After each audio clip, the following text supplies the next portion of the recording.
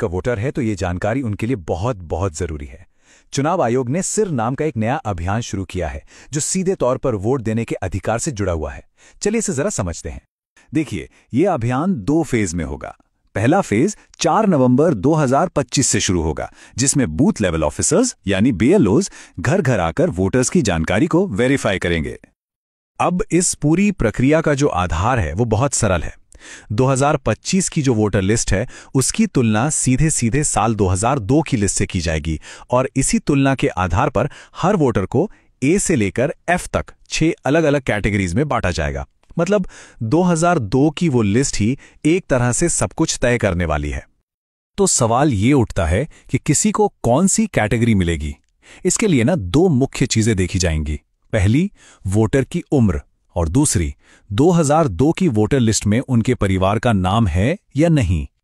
ठीक है, तो सबसे पहले ग्रुप को देखते हैं। ये वो लोग हैं जिनकी उम्र 38 साल या उससे ज्यादा है, यानी जिनका जन्म 1 जुलाई 1987 को या उससे पहले हुआ है। अगर उनका नाम 2002 की लिस्ट में मिल जाता है तो उन्हें रखा जाएगा कैटेगरी ए में, और अगर नाम नहीं मिलता तो उन्हें डाल दिया जाएगा कैटेगरी बी में।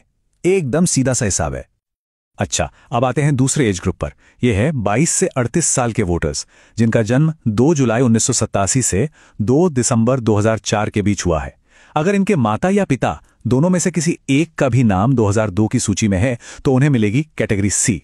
लेकिन अगर माता पिता दोनों में से किसी का भी नाम उस लिस्ट में नहीं है तो फिर उन्हें कैटेगरी डी में रखा जाएगा। और आखिर में बात करते हैं सबसे यंग वोटर्स की, यानी 18 से 21 साल के वोटर्स की। यहां पर नियम थोड़े और सख्त हैं। इन्हें कैटेगरी ई में आने के लिए माता और पिता दोनों का नाम 2002 की लिस्ट में होना जरूरी है। अगर एक का भी नाम नहीं मिला तो उन्हें सीधे कैटेगरी एफ में डाल दिया जाएगा। तो ये जो A B C D categories हैं, इनका आखिर मतलब क्या है? इसका जवाब मिलता है हमें दूसरे फेज में।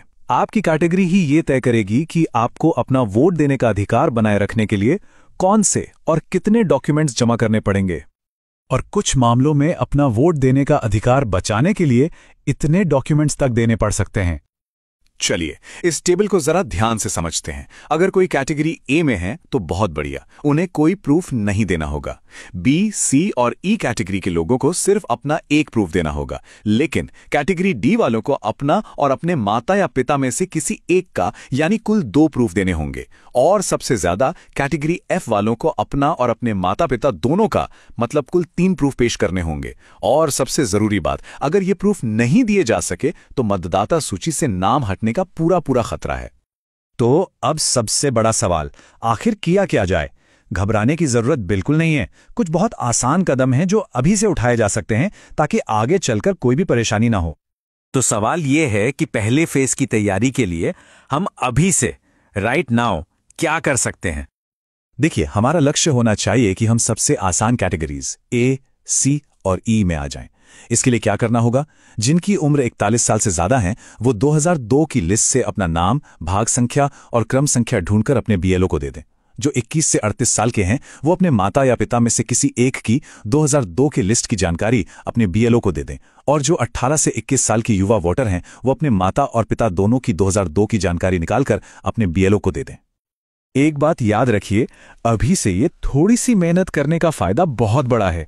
जब पहले फेज में बीएलओ वेरिफिकेशन के लिए आएंगे ना, तो उनके लिए आपको ए, सी या ई जैसी आसान कैटेगरी में डालना बहुत सिंपल हो जाएगा और आप भविष्य की बड़ी मुश्किलों से बच जाएंगे। आखिर में ये सारी मेहनत सिर्फ किसी दस्तावेज के लिए नहीं है। जैसा कि इस गाइड में कहा गया है, ये इसलिए है ताकि हमारा वोट देने का अधिकार बरकरार रहे और हम लोकतंत्र को बचा सकें। तो जागरूक रहिए, अपनी जानकारी तैयार रखिए और इस जरूरी संदेश को दूसरों तक भी जरूर पहुंचाइए।